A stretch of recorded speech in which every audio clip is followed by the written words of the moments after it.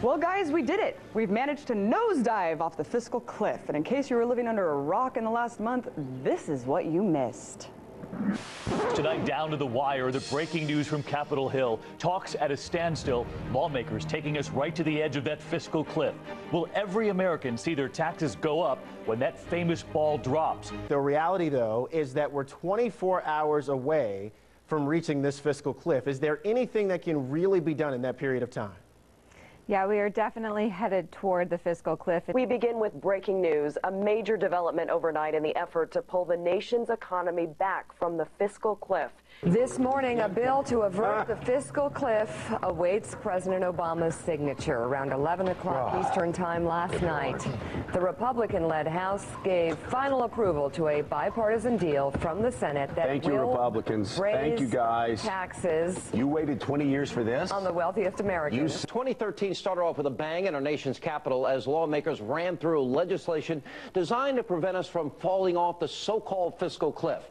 Now, unfortunately, the end result means that nearly each and every American, that means you, will immediately see your taxes go up. President Obama signed the fiscal cliff legislation into law Wednesday after reuniting with his family in Hawaii. But is all this hoopla really a surprise when you consider how absolutely inefficient this government is when it comes to getting anything done? Thanks to the overzealous parroting corporate press, for the last month straight, we've been hearing nothing but speculation of the concept of falling over the so-called fiscal cliff. And at the end of the day, all of it is just one giant distraction. In fact, while pundits and politicians were regurgitating the exact same talking points about this issue, a couple of very important news developments went completely under the radar.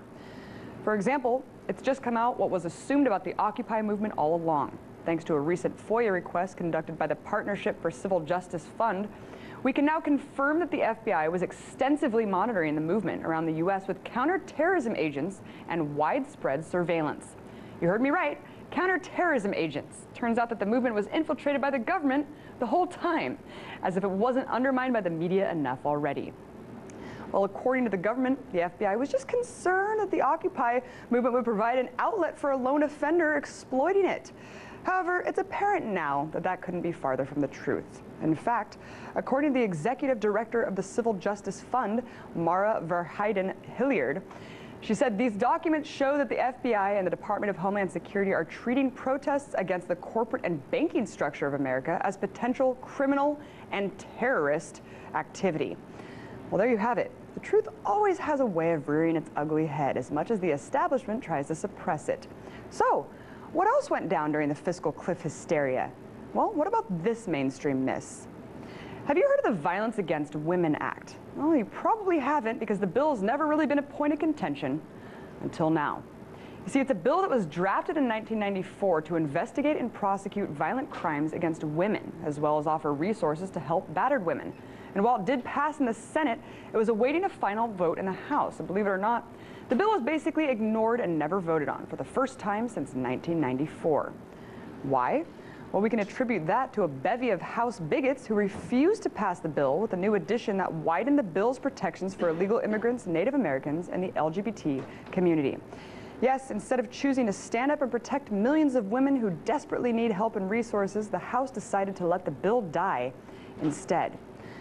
So we've learned that the media latches onto stories, exploits, and sensationalizes the living daylights out of them, whether it be Obama's birth certificate, the royal baby, or the fiscal cliff. And for what? Because it's easier to make tabloid news than deliver real investigative journalism. But that's exactly what we need. We need real news that impacts and affects our lives. Look, the corporate media is nothing more than a profit-making industry designed to keep us mindlessly entertained and sell us products that we don't need. If we keep watching, they win. And as long as they keep winning, we keep losing.